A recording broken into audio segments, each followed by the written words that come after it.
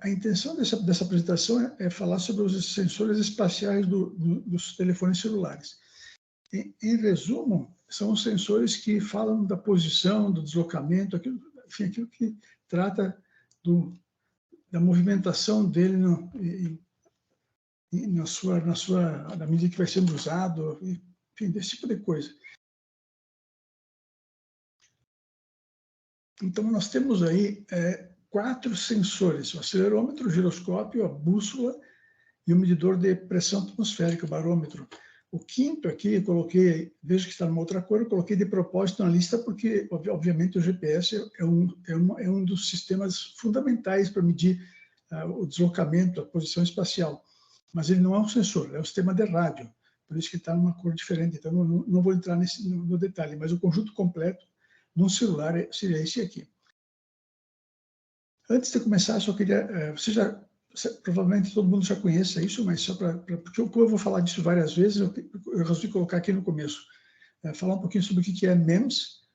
MEMS, para aqueles que não lembram, significa Micro Electromechanical System, ou seja, é um sistema, é um chip, na prática é uma coisa encapsulada num chip, em que tem onde há 2 partes, uma parte elétrica e uma parte mecânica, interconectadas. Então, isso aparece em muitos sensores, e no caso do iPhone, do smartphones, não é diferente, né? Então, aqui eu coloquei 3 exemplos de sistemas que usam essa tecnologia MEMS. A da esquerda aqui é um microfone digital, bem como é o caso do smartphone, que na verdade, um microfone usado no smartphone. Eu vejo que tem uma parte mecânica. Então, ali no lado esquerdo, vejo que tem um diafragma, tem uma parte mecânica, ou seja, tem que entrar o ar do sistema no chip ali, e na parte de baixo está ali o chip propriamente dito. Você vê que tem um furinho ali naquela parte redonda, ali onde entra o ar, movimenta aquela membrana, e isso é enviado para um chip que está no lado, tem uma porção dá para ver a fiação ali, alguns fios, 3 fios, entre a parte mecânica e a parte eletrônica. Então, esse é um exemplo de MEM. No meio há um outro MEM. Neste caso, são 2 níveis. A parte de cima, ela não encosta na de baixo, exceto em alguns pontos. No caso, na parte central, especialmente. Então, quando esse sistema se move para a esquerda, para a direita, para cima, para baixo, essas placas se aproximam, se afastam, variando a capacitância de alguns capacitores, e assim que alguma coisa é detectada. Esse é um exemplo que vai aparecer nos MEMS. E no último ali, um que é puramente mecânico. Então, só para mostrar, ter uma ideia do que é essa tecnologia. O primeiro deles é o acelerômetro. Então, como o nome diz, ele mede a aceleração, tanto a estática, a força da gravidade, quanto a variação de velocidade, quanto a dinâmica, a variação de velocidade. Na prática, o que ele mede mesmo é a força que atua sobre uma massa, e que essa força aí, ele conhece a massa, ele calcula a aceleração. Só coloquei um comentário ali, porque é importante lembrar que medir velocidade é muito complicado. Se você sabe a velocidade inicial, você pode estimar a velocidade atual. Se for constante ali o ar, a aceleração, a primeira equação. Se ela não for, você tem que integrar o ar no tempo para achar a outra. Mas aí você não tem o problema dos movimentos que não são em linha reta. Isso. Em resumo, se alguém achar uma maneira fácil de medir a velocidade, patenteie, porque pode ficar rico. Isso é um negócio que é muito desejado. Então, o acelerômetro mede a aceleração. A aplicação nos celulares, nos carros, na bicicleta, ele está em todo lugar, né? Todo aparelho eletrônico que se mexe tem um acelerômetro. Ele é construído usando a tecnologia MEMS, que eu já mencionei. Normalmente, ele vem num chip conjunto com o giroscópio, e às vezes, depende da aplicação, no caso do celular, sempre, ele vem junto, o compasso vem junto também, o compass. Quando vem os 3 juntos, que é o caso do celular, ele é chamado INS, que é o Sistema Inercial de Navegação. O princípio do MEMS, nesse caso, é a variação de capacitância.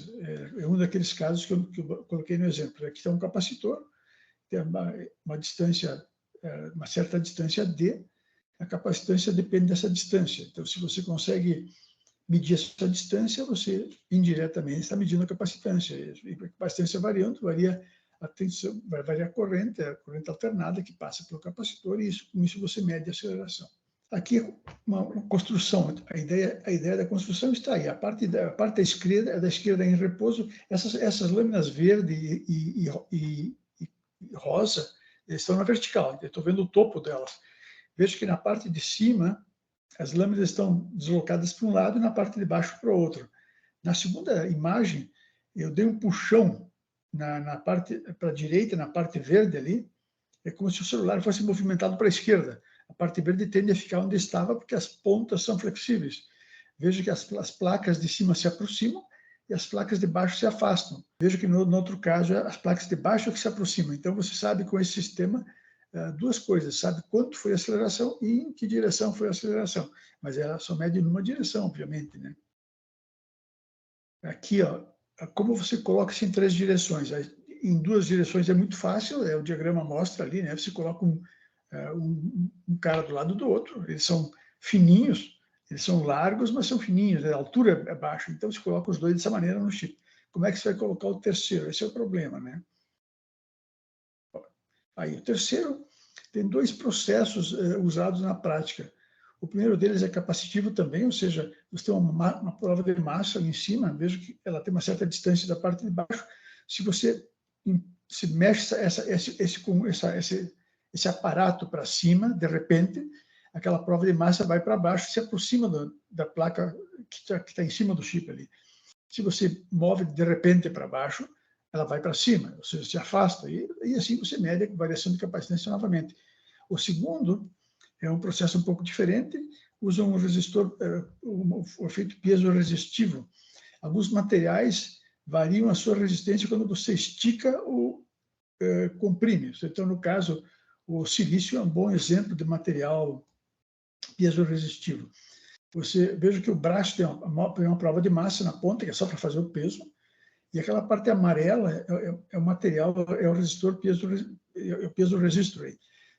Quanto mais você abaixa, mais estica aquele material e maior fica a sua resistência. Então, é assim que ele mede. Então, são os dois processos utilizados na prática. Algumas empresas utilizam da esquerda, outras utilizam da direita. Aqui está um comercial. Nesse caso, vocês vejam ali, até assinalei ali, ele tem ali 5 tiras formando uma alavanca, né? E ali dentro está o material piezoresitivo. Então, aquela placa do lado direito, ela fica a vida inteira desencostada, ela fica tipo uma boca ali. Então, se você levanta ou abaixa, ele se movimenta, isso fica encapsulado lá dentro do chip, né? Então, é assim que ele funciona. Aqui um exemplo utilizado no iPhone 4, foi um dos primeiros a utilizar acelerômetro. Ele é da ST. A ST é uma das maiores empresas, né, nessa área de sensores para celulares, drones, essas coisas. Ou seja, de não grande precisão, mas de baixo custo, de baixíssimo, de tamanho muito pequeno e pouco consumo de energia. Então, esse diagrama da direita ali mostra como é que ele foi construído para os eixos X e Y. Veja, as barras aí imitam aquelas barras que eu mostrei naquele primeiro desenho. Algumas estão numa direção, as outras são perpendiculares a essa, ou seja, uma delas mede na direção X, outras medem na direção Y. Está o chip inteiro. A parte de baixo mostra a parte X e Y, elas são duplicadas, tem 2 vezes o X e 2 vezes o Y, então, em 2 dimensões está ali. E a parte de cima tem ali aquela alavanca, aquele contorno que está ali, eixo Z ali, aquele contorno amarelo, ele é uma placona, né? E ela tem aquele braço que segura levantado e afastado da parte de baixo. Então, é assim que ele mede, daquela maneira que eu tinha mostrado antes, né? Então, essa é a aproximação usada pela ST. Todos eles usam essa aproximação. O que muda é se é feito com peso resistor ou se é feita simplesmente por aproximação, né? Ser engenheiro, sem saber preço, não tem graça, mas vamos deixar o preço para depois do giroscópio, porque geralmente você compra os dois juntos. Então, vou falar agora do giroscópio, que é o segundo sensor. É o sensor mais charmoso que existe, na minha opinião, para esse tipo de aplicação, né? Na esquerda, ali tem o primeiro giroscópio. Quando você gira, tem aquele disco no meio que dá para ver que está girando. quanto mais rápido ele gira, mais na vertical fica aquele eixo onde o cara está segurando no dedo. Na direita nós temos um peão, que quem já brincou com esse tipo de peão, joga com aquela cordinha. Quanto mais rápido ele gira, mais na vertical ele fica, ou seja, maior é o seu movimento angular, o L, mais na vertical. Você pode mexer a base dele, como está no último desenho, e ele continua na vertical. É por isso que o avião, usando um giroscópio, ele vai para o lado, para a esquerda, para a direita, e ele mede o ângulo, porque o giroscópio continua apontando perpendicular ao solo. Então, é dessa maneira que ele mede a sua posição em relação ao seu, se está deslocado para a direita ou à esquerda. Então, ele mede, nós já vimos ali, eu só queria voltar, só fazer um comentário. Ele mede, então, a direção, mas ele tem uma coisa importante, que você já deve ter percebido. Ele precisa de alguma coisa se mexendo. Então, a questão é, então, o nosso celular tem a vida inteira alguma coisa se mexendo lá dentro? A pergunta que nós vamos responder daqui a pouquinho. Mas já fica... A primeira coisa que é curiosa sobre o giroscópio é que, pelo menos por enquanto, eles estão precisando disso, estão precisando de alguém se mexendo, né? Os tipos, existem, na vida real, aí existem 3 tipos de giroscópio, nem mais nem menos. O primeiro deles é o mecânico, que é o que eu acabei de mostrar, aquele princípio. O segundo é chamado ring laser, ou fibra ótica, giroscópio de fibra ótica. E o último é usando tecnologia MEMS. O primeiro é em cima mecânico e usa movimento angular como seu princípio. Eu já mostrei, quanto maior o movimento angular, mais firme na vertical perpendicular ao solo ele fica. Aplicação típica aviões e navios. O segundo, que é o ring laser, ele usa esse efeito de Sagnac. Neste caso, o que ele faz? Ele injeta a luz no meio condutor, por exemplo, uma fibra ótica. Ele injeta a luz numa ponta da fibra ótica, a luz vai andando lá dentro, imagine que você seja uma roda, você faz uma roda de fibra ótica, e injeta a luz numa ponta e ela sai na outra ponta. Como a luz não muda a sua velocidade, se você gira essa roda numa certa direção e a luz que está andando nela, você gira na direção que a luz está vindo, você faz com que ela saia mais depressa no outro lado. Esse é o efeito do cara que o cara descobriu. Ou seja, o efeito é bastante óbvio, na verdade, né? Mas ele demonstrou na prática. Então, é como se você fosse ao encontro da luz, portanto, leva menos tempo para sair. Ou, se você gira no outro sentido, leva mais tempo. E assim você determina a quantidade de deslocamento que aconteceu. O último usa a força de Coriolis, que é ainda mais charmosa, que é mais charmosa do que as outras, na minha opinião, que é o fato de que você, quando gira alguma coisa, uma força acaba acontecendo em cima desse material. Qualquer coisa que você girar, vai ter uma força que vai incidir sobre esse material. Então, o segundo ali, a aplicação que coloquei em aviões, usado na verdade, eu fui econômico aí, aviões, mísseis, tudo que é caro, tudo que é muito caro usa, ele é de extrema precisão. Então, o da esquerda, ring laser, usa uma cavidade, vou mostrar daqui a pouco, enquanto que o direito usa uma fibra ótica. O da direita é mais barato, mas é grandão e baixa precisão. Então, rapidamente olhando aqui, isso que nós já vimos, esse que gira, quanto mais rápido ele gira, maior o movimento angular. A regra da mão direita, você talvez lembre lá da época do vestibular. O L ali é o movimento angular, ele é o I é o constante de material, então ele é linear com a rotação ômega ali, né? A velocidade de rotação. E aí deu luz a esse giroscópio que aparece na direita, que foi o começo de tudo. No caso do avião, que é um bom exemplo, mesmo em microeletrônica, sempre se usa essas palavras do avião ali, roll, que ele gira ao redor do bico, portanto, quando ele abaixa a asa para a direita e para a esquerda, o yaw, na horizontal, ele vai para a esquerda, para a direita, mas fica na horizontal, ou pitch, se eu giro na asa, ou seja, põe o bico para baixo ou para cima. Então, aqui nós temos o primeiro giroscópio do avião. Antigamente, o giroscópio no avião estava no painel mesmo. Você lia diretamente, veja que ali aparece, né? A frente dele era o próprio medidor. Veja que ele está preso na parede ali. Ele está preso na parede, ou seja, horizontalmente, e a coisa que gira é horizontal. Então, ele consegue medir duas coisas, o pitch e o roll. No próximo, ele está preso no chão. Ele gira Ou seja, o eixo está preso na vertical, e o eixo é vertical, e aí ele mede o ió. Então, você precisa desses dois aí, porque um só não consegue medir os três. Então, você consegue em duas direções num e outra no outro. Pegando aqui um avião de verdade agora, de hoje, nos dias de hoje, a cabine de hoje, esse aqui é o 787, uma foto real.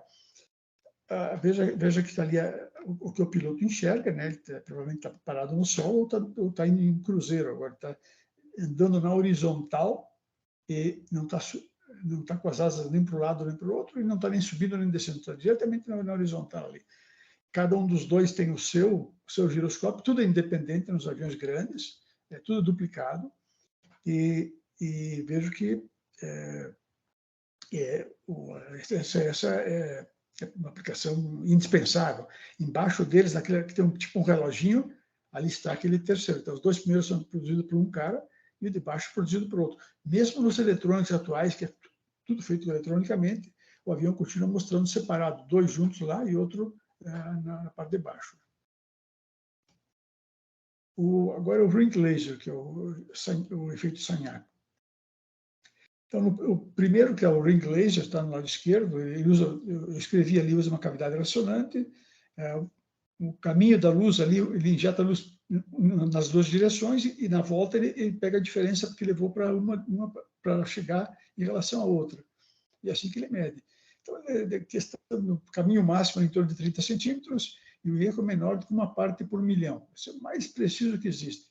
O segundo é uma fibra ótica, um rolo de fibra ótica. Veja que o tamanho pode ser gigante, até 5 quilômetros. Tem um rolão de fibra ótica. E o erro pode ser até 100, da ordem de 100 vezes o que é o erro do primeiro. Ele é mais barato, o segundo tem pouca aplicação por enquanto.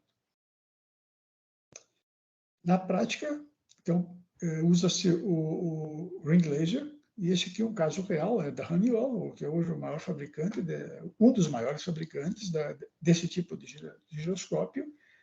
Os aviões atuais estão usando esse aí, esse praticamente é a referência na aviação de alto nível, né?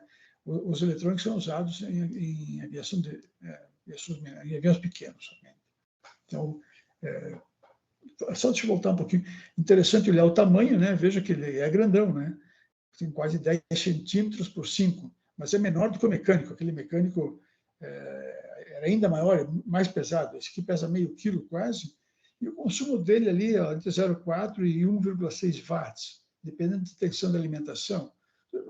Não chega a ser exagerado. Em tudo ele ganha do mecânico mesmo, daquele mecânico. Então, ele é mais caro, mas ele está bem substituindo. Quer dizer, eu não sei se já não ficou mais barato, porque tem coisas que a gente, como está sendo aplicado está ganhando mercado muito depressa, a gente às vezes não fica sabendo e ele já seja até mais econômico, talvez até seja.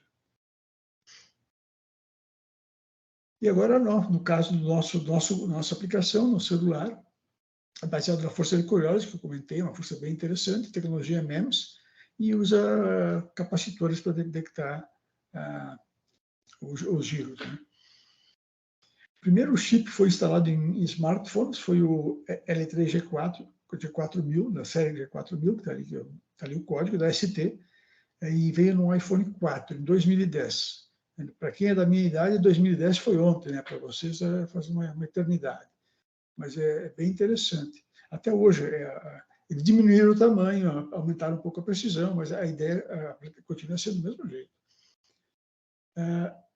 E eu comentei que, para aqueles que não lembram do que é a força de Coriolis, eu não sei se a gente aprende no segundo grau, acho que não aprende mais isso. É uma coisa interessante. Veja lá, primeiro eu estou com uma massa andando com uma velocidade v, em linha reta. Na segunda figura, eu tenho a mesma massa andando em linha reta com velocidade v. Eu não girei, eu não estou fazendo uma curva, só que eu passei a girar a massa. E quando eu passo a girar a massa, vem uma força e faz ela andar para o lado. Então, imagina uma daquelas bailarinas do gelo, lá, das apresentações no gelo, quando ela gira, essa força vai existir. Ela tem que girar, se ela está na beira da pista, ela tem que girar para o lado certo, senão ela vai acabar saindo da pista. Então, veja que coisa interessante, né? Então, ali está a regra da mão direita, e olha que na prática devia ser a regra da mão esquerda, mas como o pessoal acostumou com a regra da mão direita, veja que é o menos FC, o pessoal de menos da força de Coriolis ali. Então, nas aplicações vai aparecer dessa maneira. Eu vou mostrar agora por dentro desse dispositivo. Então, aqui ele está. Veja que você já pode entender ali, ó, olhando, ele tem quatro partes. As duas partes das pontas, digamos, da esquerda e da direita, são parceiras, formando uma direção, digamos, X ou Y. A de cá, da minha esquerda, de baixo e a de cima lá, são parceiras também, formando a direção, digamos, na outra direção. E lá em cima você vê uma porção de placas em pé. Então, aquela placa de cima, aquela que tem, são duas placas, ela tem umas abas que penetram lá no meio. Então, quando a placa de cima, em vez de se movimentar para baixo e para cima, se movimenta para a esquerda e para a direita, ela vai estar aproximando e afastando aquelas placas, e aquilo forma a direção do Z, a terceira direção. Então, uma placa faz a direção X, um par faz a X, outro par faz a Y, só que a que faz a Y aí faz também a Z.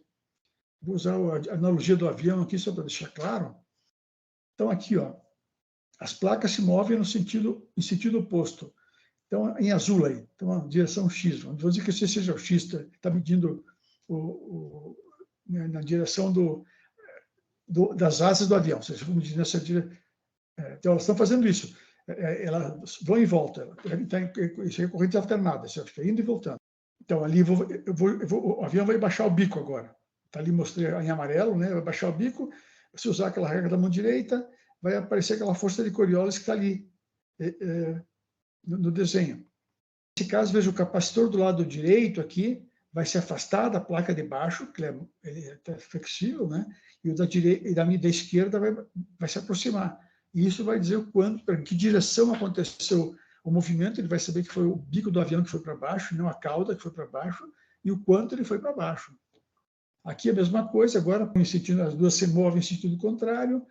Ali está, depende do amarelo, ali mostra a direção que o avião vai entrar. Eu vou baixar a asa direita, as forças aparecem daquele jeito que aparece usando a regra da mão direita, em vermelho, ou seja, aquela placa do lado direito vai subir, a da esquerda vai descer, informando que a asa direita que foi para baixo. Então, beleza. Por último, a medida na placa que vai agora lá fora, o IO. Eu vou girar o avião, um plano horizontal, e vou fazer uma curva para a esquerda. O que vai acontecer? O movimento angular é para cima, com a regra da mão direita, agora a regra da mão direita para a força de Coriolis. Veja o que acontece. Aqueles capacitores lá fora, na parte superior, aquelas placas, essa placa de cima vai se movimentar para a direita, vai fechar para a direita aqueles capacitores. A de baixo vai para a esquerda, vai fechar para a esquerda e vai, enfim, a capacitância vai variar de maneira contrária nos dois lados. Com isso, sabe-se em que direção para que direção o avião girou e o quanto ele girou, né? Então é assim que funciona. E é assim que funciona no celular também, né? Agora podemos falar em preço. Primeiro, queria mostrar aqui o tamanho. Veja que a coisa fica ali, alguns milímetros, o último deles. Aliás, aqui tem as outras, a ST é gigante, as outras duas gigantes nessa área são a Ivensense e a Bosch SensorTech. Vamos pegar a última delas. A última delas tem os três lá dentro, ou seja, o acelerômetro, o giroscópio e a bússola. 9 eixos, né? Tem 3 para cada um. Ela tem 3 por 3 por 1 milímetro, ou seja, é muito pequeno. E ali, $8 você vai comprar uma unidade e 4 meses comprar um monte de unidades. Certamente a Apple comprando deve ser menos que 4,50, né? Comprando alguns milhões de unidades. Mas para ter uma ideia, né? Alguns milímetros é o tamanho e alguns dólares é o preço. É impressionante como é barato isso, né? Se olhar porque tem a utilidade dessa coisa. Eu queria mostrar, só para fechar essa parte, ali as tensões que ele opera. Tipicamente, ele opera em torno de 3 volts. Veja que ali, entre 2.4 e 3.4, depende do fabricante, não tem um padrão, não é padronizado. Ali, 2,5, 3 volts, tipicamente. Eu queria chamar a atenção para o consumo, né?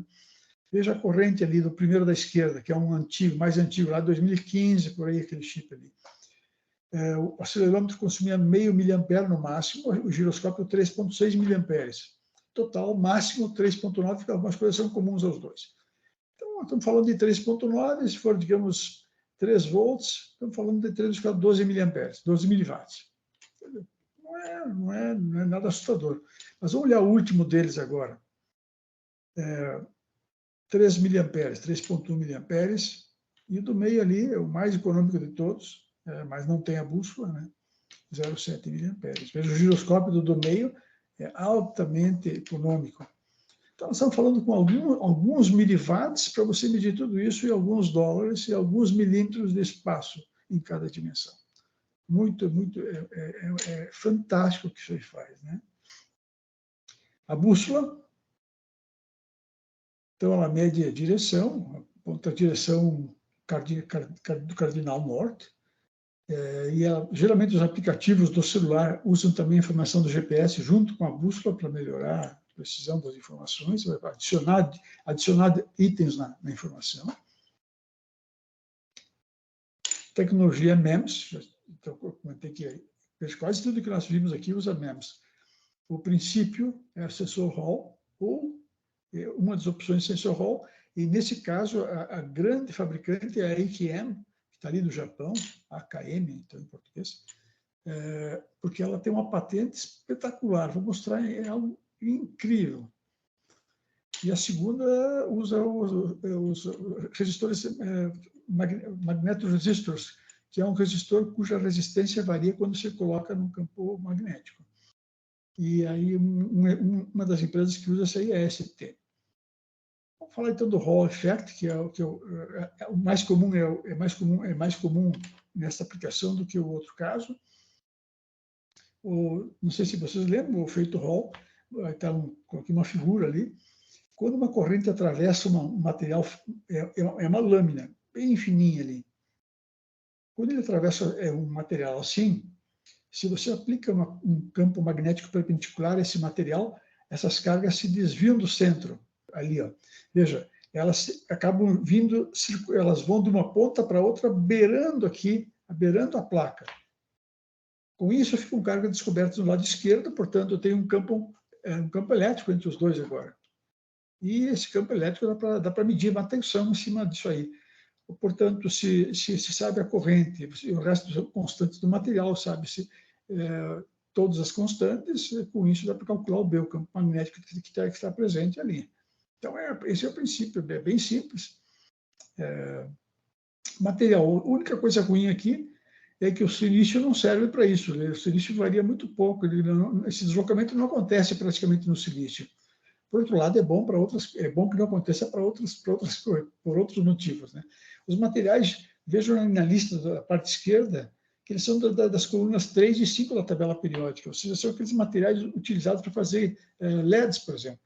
A centro de galho está no meio ali, que é um índio, está usado nos dois. Então, depende se você quer mais sensibilidade ou menos, ou mais estabilidade com relação à temperatura. São os parâmetros que estão em jogo aí. Então, depende da aplicação.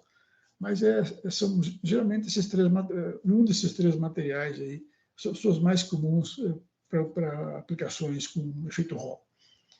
Tem um cortezinho ali de como é que está no chip ali, então tem aquela parte que está o well, ali, o N-well, ali no meio, ali seria aquela parte, ele é bem estreitinho, ali estou fazendo um corte dele longitudinal, né? Ele é bem estreitinho. Está ali o nosso sensor, né? Mas não é esse chip é feito normalmente de arsênio de galho ou um dos outros que estão ali, não de silício. Agora a questão de novo, como antes, como se faz uma coisa de 3 direções? Então nós precisamos fazer isso aí, né? Como fazer numa direção parece fácil. E aqui vem a patente que eu comentei da AKM, que é muito interessante. Está no desenho ali. Veja, no desenho tem dois sensores Hall, tem um X1 e X2. Espero que vocês consigam ver. Em cima do chip tem uma barra ali, na prática é uma camada que é depositada de ferro-níquel, em vermelho, dá para ver ali, espero que você esteja, como não tem controle do sensor ali, acho que aí. Então, se vocês tirarem esse negócio daí, esse campo magnético que aparece ali, ele ia embora, passaria reto. Do jeito que está aí, eu coloquei ali uma flecha em azul mais escuro. Veja, do jeito que está aí, ele entra, passa pelo material e sai na outra ponta. O interessante aqui é que quando ele entra, agora ele não é mais paralelo ao material, mas ele tem um ângulo aí, não é 90 graus, mas também não é 0 graus. Então, digamos, vamos chutar um valor aqui, 45 graus. Pronto, dá para medir. Então, tem um campo que, a rigor, é paralelo ao sensor. Portanto, o sensor não pode medir, não consegue medir. Mas essa bolação do pessoal fez com que você conseguisse entortar o campo e botar o sensor ali, ó. Então, é muito, muito interessante. Então, por que tem 2 sensores? Porque aí você entra num e sai no outro. Aí você pode descontar e zerar. E vamos ver por que isso é importante no próximo slide. Então, aqui, a vista superior dele. Eu tenho 2 sensores do X1 e X2 numa direção e Y e Y2 na outra direção. Veja as equações de baixo ali. Eu só pus para o X, tá? O X1 vai ser ABX mais CBZ. Esse é o constante do material, porque não é 90 graus, não é perfeito, o cara ele implementa e depois mede isso aí. E no X2, como ele sai no X2, eu tenho lá menos ABX. Aí que está o grande lance. Somando essas duas coisas, eu consigo medir o BZ. Em resumo, ali na última parte, eu tenho ali as 3 equações, BX, BY e BZ. Eu tenho BX, BZ e BY. Só pus fora de ordem, porque eu estou mostrando a equação ali. Em resumo, com uma coisa que é planar, mede-se 2 coisas que são paralelas e a outra é perpendicular naturalmente, então é fácil de medir. Com isso, eles conseguem, com uma coisa totalmente planar, medir as 3 direções e isso aí tornou-se a referência na indústria, aí, por isso que ele é muito barato. Veja o material, ferro, níquel, processo super simples, o tamanho não é muito pequeno, é pequeno, mas não é totalmente pequeno, então não é coisa de alto custo, que exige uma tecnologia muito sofisticada. Aqui está o sensor, o chip de verdade. Então veja ali embaixo, dá para ver a fiação, né? Que vai para os pinos, onde são feitos aqueles cálculos, o chip que depois pega essa informação que faz os cálculos, né? Então está ali 2 em cada um, né? 2, 2, 2 e 2, e está sem a cobertura do ferro-níquel, mostra só o contorno, não pode enxergar o chip, né? Ele é, depois de chip pronto, aquela parte redonda, é onde vai a aplicação dessa camada de ferro-níquel. Aqui, ó, em escala, eu coloquei um desenho aqui.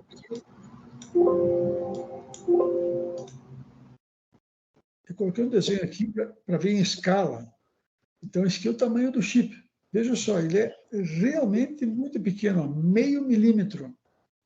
Por isso que ele acaba vindo junto com os outros, né? Porque não ocupa lugar nenhum, né? E aí já aproveita a fonte de alimentação que está lá, ele não precisa duplicar as coisas e tal. O meu incorpora, às vezes, no mesmo processador, que processa os 3, enfim. Super interessante, né? E o último barômetro, que é a medida que mede a pressão do ar. Medindo a pressão do ar, tem uma equação que, sabendo a pressão do ar, você sabe a altitude, mais ou menos, porque depende um pouco da umidade, depende de alguns fatores, mas é uma coisa aproximada. A tecnologia, novamente, é MEMS. O princípio utilizado, os resistores piezoresistivos, o mesmo usado no microfone, que eu comentei lá no começo, quando mostrei como é que é um MEMS. E, novamente, as companhias que produzem essa Bosch, Sensortec e ST são entre as principais. E a outra approach, que ao invés do piezoresistor, é usando capacitores. Seja sempre mais ou menos as mesmas concorrentes aí, né?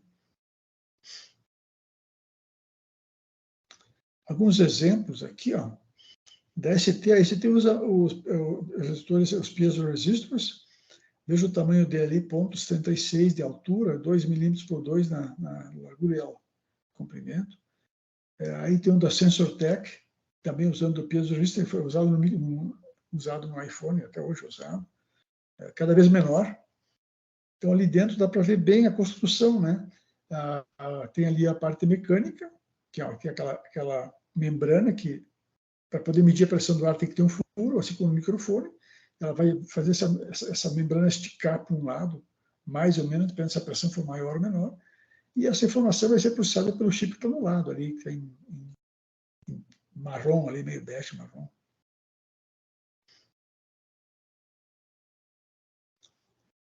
Aqui está um diagrama dele na prática. Lembra que o silício é um material piezoresistível, que eu já tinha comentado, né? Então fica super, super fácil e barato de fazer.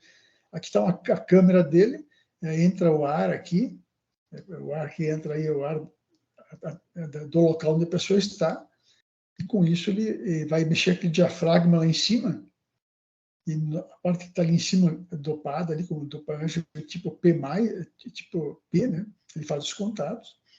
E embaixo vejo que tem só por curiosidade, que usa um vidro de pirex. Vocês são jovens, não conhecem, mas eu, quando era criança, minha mãe usava pirex para tudo. E o pirex é um vidro que se dilata muito pouco com o calor. Então, ele tem uma estabilidade térmica muito grande. Então, por isso que é uma das soluções a utilizar, para que ele não fique forçando a estrutura, né? Então, o Pirex é uma das opções. Ali embaixo está uma foto do chip, foto real do chip, está ali o buraquinho, né? Então, no celular de vocês aí tem vários buraquinhos, né?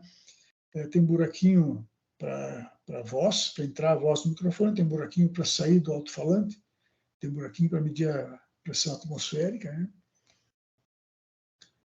Então, aqui é só para mostrar, é claro que não é verde ali, que ele desenha com verde e tal, é mais para ilustrar como funciona. É só um material esticado. Ali onde está verde e amarelo, está ali o silício, né? Mas não tem nada colorido como aparece aqui, obviamente. Isso é só para ilustrar. Então, aqui estaria em cima com baixa pressão, embaixo com mais pressão. À medida que vai se aproximando do nível do mar, vai indo para o lado de baixo ali, para ficar naquela situação. Aqui dá para ter uma ideia de como é que funciona. Esse desenho do lado direito, ele é simbólico, mas ele saiu para interpretar o que acontece. Veja o resistor chamado RT. RT é um resistor, e quando essa película vai para baixo, ela vai forçar o RT para alargá-lo, vai puxar na lateral dele. Portanto, a tendência é diminuir a resistência. Já o RL, ele vai tender a esticá-lo, vai fazer com que ele fique mais estreito, vai aumentar a resistência. Então, é assim que ele funciona. Numa direção, ele aumenta a resistência, na outra, ele diminui. Isso é medido com uma ponte de Wheatstone, como vocês aprenderam lá no vestibular, imagino, lá há muito tempo atrás. E a equação da ponte do Wheatstone é essa aí, mas se vocês pegarem o RL e RT, considerarem que os dois lados são iguais e tal, de vocês, vai dar uma próxima equação, que seria essa aqui. E tendo essa equação, você consegue calcular essa tensão, e essa tensão vai se entrar numa tabela que é tirada, que é a tabela que fornece a curva de baixo. Isso vai te dar a altitude aproximada em que você está. Se você olhar ali, essa figura está muito pequena, mas lá no começo ela estava grande. Aqui ali mostra Monte Everest, é mais alta ali. A pressão ali é 1/3 da pressão ao nível do mar, ou seja, realmente a diferença é gigantesca, né? Então, aquela membrana ali, ela tem uma gama grande, né, para funcionar. Assumindo que a pessoa vai usar o celular até o nível do Everest, digamos. Ela tem uma faixa dinâmica bem grande. Em resumo, no celular, quem decide o movimento do celular são 4 sensores e um sistema de rádio. Acelerômetro, giroscópio, a bússola e o barômetro. E o GPS, que é o sistema de rádio. Esses 4 caras que fornecem todos os aplicativos que existem no celular com movimento, que falam em movimento, aceleração, etc., estão ali. Quando você coloca o celular em cima de uma mesa, deixa ele quieto lá, você podia se perguntar, o celular, quando eu coloco em cima da mesa, ou seja, deixo ele quieto, versus ficar andando com ele no bolso, gasta mais bateria ou gasta menos bateria, não faz diferença. Então, eu vou deixar vocês pensarem um pouquinho. Vou deixar isso como uma pergunta, curiosidade. Eu mostrei que o acelerômetro usado no celular não é da categoria que utiliza efeito Sagnac. Ele usa o movimento constante. Ele tem que estar se movimentando para medir a aceleração, sempre. Mas será que ele pode parar? Ele precisa ficar medindo a aceleração sempre ou não? Num avião, ele vai medir sempre. Ou será que ele pode parar também no avião? Então, deixa eu essa pergunta. O que é certo é o acelerômetro que existe no celular e os que...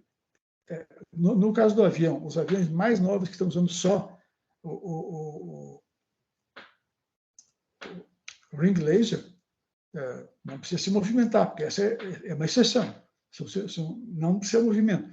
Mas quem usa mecânico ou menos, precisa se movimentar. O celular quase tudo usa coisa de baixo custo, menor custo, né? Usa com menos, portanto, ele precisa se movimentar para funcionar. E aí fica a pergunta, se o celular ficar no bolso, está na sua casa estudando, se você deixar ele no bolso, versus deixar ele no lado do seu livro ali, se gasta mais ou menos energia, ou não faz diferença, etc. Vou deixar como um desafio para vocês.